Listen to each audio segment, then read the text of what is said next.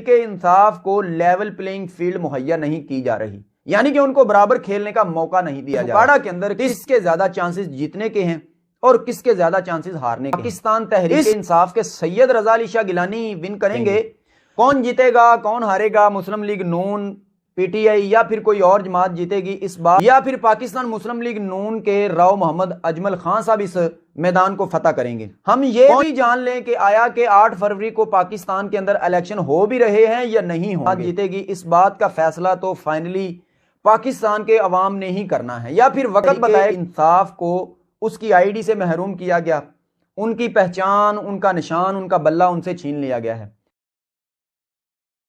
उकाड़ा के हल्का NA 137 में पाकिस्तान तहरीक इंसाफ के सैयद रजा अली शाह गिलानी विन करेंगे या फिर पाकिस्तान मुस्लिम लीग नून के राव मोहम्मद अजमल खान साहब इस मैदान को फतह करेंगे?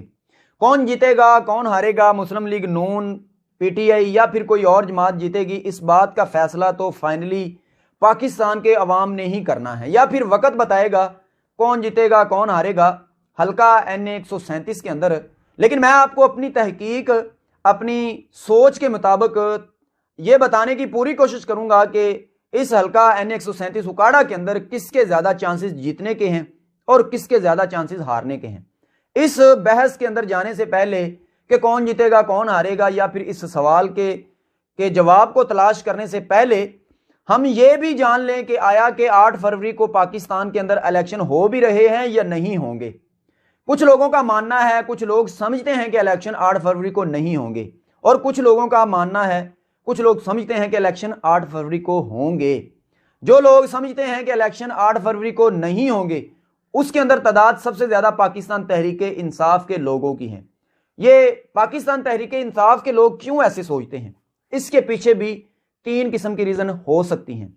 इसके पीछे भी 3 किस्म की वजूहात हो सकती हैं। एक तो यह है कि पाकिस्तान तहरीक इंसाफ के चेयरमैन को गिरफ्तार किया हुआ है हुकूमत की तरफ से, पुलिस की तरफ से या फिर किसी और डिपार्टमेंट की तरफ से, लेकिन इनके ऊपर सैंक्शंस हैं, इनके ऊपर पाबंदियां हैं कि इलेक्शन नहीं लड़ सकते, कैंपेन नहीं कर सकते। दूसरी रीजन यह है कि पाकिस्तान तहरीक इंसाफ को लेवल प्लेइंग फील्ड मुहैया नहीं की जा रही, यानी कि उनको बराबर खेलने का मौका नहीं दिया जा रहा। तीसरी और आखिरी रीजन यह है कि पाकिस्तान तहरीक इंसाफ को उसकी आईडी से महरूम किया गया, उनकी पहचान, उनका निशान, उनका बल्ला उनसे छीन लिया गया है।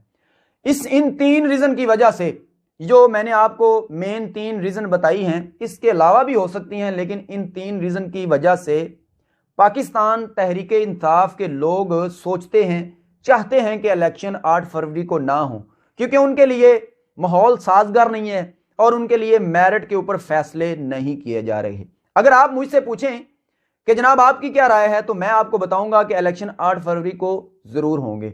उसके पीछे रीजन यह है कि तमाम पाकिस्तान की सियासी जमातें समझती हैं, मुत्तफिक हैं, रजामंद हैं और इलेक्शन लड़ने के लिए तैयार हैं, रेडी हैं और इलेक्शन जीतने के लिए पूरी उम्मीद भी हैं।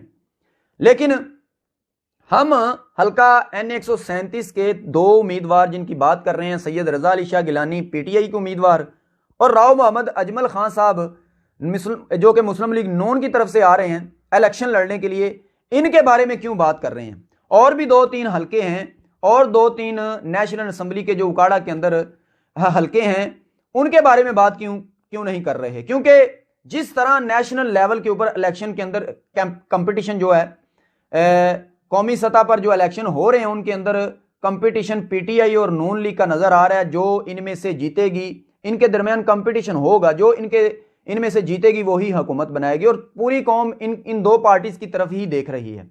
उसी तरह इस हल्का NA 137 के अंदर भी पोजीशन सेम है। हल्का उकाड़ा का हल्का 135, उसके अंदर नदीम अब्बास रबेरा साहब इलेक्शन लड़ रहे हैं, उनके सामने कोई स्ट्रॉन्ग कैंडिडेट नहीं है, कंपटीशन नजर नहीं आ रहा मुस्लिम लीग नून और पीटीआई के दरमियान। मुस्लिम लीग नून का पलड़ा भारी नजर आ रहा है। हल्का 136 के अंदर उकाड़ा की जो हल्का 136 की नशिस्त है, उसके ऊपर रियाजुल हक जज साहब इलेक्शन लड़ रहे हैं, उनके सामने कोई स्ट्रॉन्ग कैंडिडेट पीटीआई का नहीं है, कोई कंपटीशन नजर नहीं आ रहा। हल्का 137 को छोड़ें जिसकी हम डिस्कस कर रहे हैं और हल्का 136 की तरफ जाएं तो मोइन खान वट्टू के सामने अरशद महार साहब पाकिस्तान तहरीक इंसाफ की तरफ से इलेक्शन लड़ रहे हैं, जो कि कोई स्ट्रॉन्ग उम्मीदवार नहीं है और यहां पर भी पलड़ा नून लीग का भारी है। और हम जिनकी बात कर रहे हैं, जो हमारा टॉपिक है, जो हमारा मेन टॉपिक है कि कौन हल्का 137 के अंदर जीतेगा, कौन हारेगा, यानी कि सैयद रजा अली शाह गिलानी जीतेंगे पीटीआई के या फिर राव मोहम्मद अजमल खान साहब जीतेंगे, इनके बारे में डिस्कस कर रहे थे। इनके दरमियान कंपटीशन मुकाबला नजर आ रहा है। सैयद रजा अली शाह गिलानी साहब पीटीआई की बदौलत इनको टफ टाइम देंगे, मुश्किल वक्त में डालेंगे, लेकिन हम अगर कारकर्दगी को देखें, बदकिस्मती से हमारे मुल्क के अंदर कारकर्दगी और परफॉर्मेंस की बुनियाद पर वोट नहीं डाले जाते और सिर्फ जाती मफादात के लिए और चंद लोगों को राजी करने के लिए वोट डाले जाते हैं। पोर्टफोलियो और सीवी को देखकर, परफॉर्मेंस को देखकर वोट नहीं दिए जाते। खैर, हम परफॉर्मेंस की बात करें, कारकर्दगी की बुनियाद को देखें तो सैयद रजा अली शाह गिलानी और राव अजमल साहब इस हल्के के अंदर जद्दी पुश्ती इलेक्शन लड़ रहे हैं और इनकी कारकर्दगी बिल्कुल सेम है।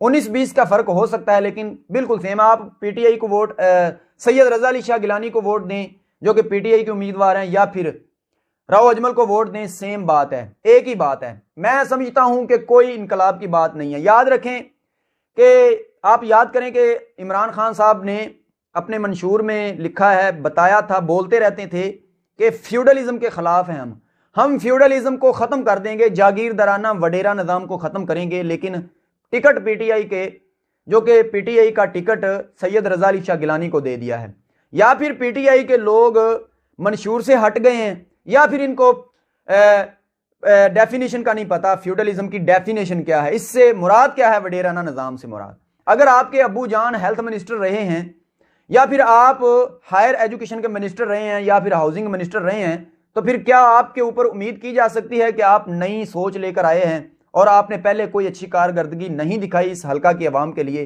तो आपको पीटीआई का टिकट मिलेगा तो आप क्या चेंज लाएंगे? इस तरह बिल्कुल नहीं है। राव मोहम्मद अजमल खान साहब की कारकर्दगी बनिस्बत सैयद रजा अली गिलानी से बिल्कुल बेहतर है। मैं मेरिट की बात कर रहा हूं या फिर मैं अपनी राय, अपनी सोच के मुताबिक बात कर रहा हूं, ये मेरी अपनी जाती राय है। आपकी राय भी हो सकती है, मेरे साथ इख्तलाफात भी हो सकते हैं, लेकिन इनके अंदर तब्दीली, चेंज भी आ सकती है। मेरी राय तब्दील भी हो सकती है, लेकिन मैं अपना तज्जिया बता रहा हूं। अच्छा, हम कारकर्दगी की बुनियाद को देखें तो सैयद रजा अली शाह गिलानी या फिर राव अजमल साहब सेम ही बात है।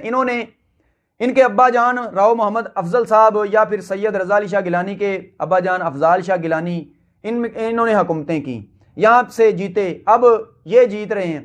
इन्होंने 2-2, 3-3 बारियां हासिल कर ली, फतह हासिल कर ली। उसके बाद अब ये समझें कि चेंज आने वाली है, ये अवाम बेवकूफ़ बने तो फिर अल्लाह हाफिज़ है इस कौम का। लेकिन मैं आपको बता दूं कि बनिस्बत सैयद रजा अली शाह गिलानी के राव मोहम्मद अजमल खान साहब को मैं नंबर 80 दूंगा 100 में से। और अगर नंबरिंग सैयद रजा अली शाह गिलानी को वोट नंबर दिया जाए तो उनके पलड़े में 60 नंबर आते हैं। 19-20 का फ़र्क है, लेकिन सवालिया निशान और कारकर्दगी के ऊपर सेटिस्फैक्शन अवाम की नहीं है इन दोनों के। खैर, कंपटीशन फिर भी इन दोनों के अंदर नजर आ रहा है। अवाम ने ही फैसला करना है। फाइनली इस मुल्क के अवाम ने, इस हल्का की अवाम ने, हल्का NA 137 के अंदर अवाम ने ही फैसला करना है। मेरे रिजल्ट और मेरे नतायज जो मैं आपको बता रहा हूँ, फिगर्स, ये गलत हो सकते हैं, लेकिन मैं यहीं आपको फाइनली बताऊंगा कि सैयद रजा अली शाह गिलानी पीटीआई के बिहाफ के ऊपर राव अजमल खान साहब को टफ टाइम जरूर देंगे, मुश्किल वक्त में डालेंगे, लेकिन फतह राव मोहम्मद अजमल खान साहब की होगी। ये मेरा अपना एनालाइज, मेरा अपना तज्जिया हो सकता है। खैर, देखेंगे। फाइनली तो 8 फरवरी को पाकिस्तान की आवाम ने करना है, फाइनल फैसला करना है। मैंने आपको बता दिया और वक्त बताएगा, लेकिन मैं आपको बता चुका हूं कि राव मोहम्मद अजमल खान साहब यहां से विन कर जाएंगे। बाकी रब राखा, देखेंगे क्या होता है 8 फरवरी को पाकिस्तान